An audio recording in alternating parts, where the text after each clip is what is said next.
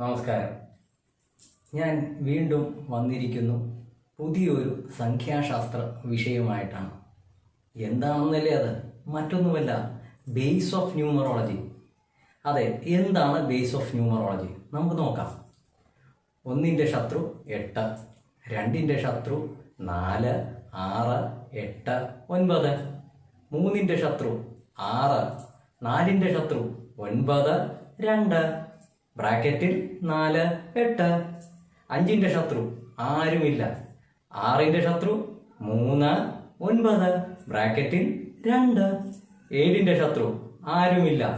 8ന്റെ ശത്രു 1, 2, 9 ബ്രാക്കറ്റിൽ 4, 8.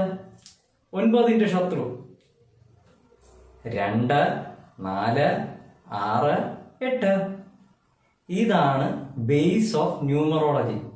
ഇത് നിങ്ങൾ ഒരു പക്ഷേ മനസ്സിലാക്കിയാൽ അല്ലെങ്കിൽ മനഃപ്പാഠമാക്കിയാൽ തീർച്ചയായിട്ടും 25% ന്യൂമറോളജി അല്ലെങ്കിൽ സംഖ്യാശാസ്ത്രം നിങ്ങൾ പഠിച്ചു കഴിഞ്ഞു.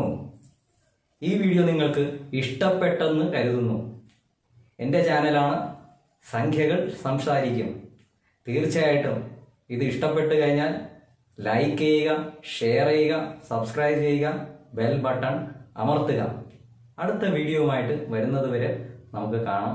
നന്ദി, നമസ്കാരം.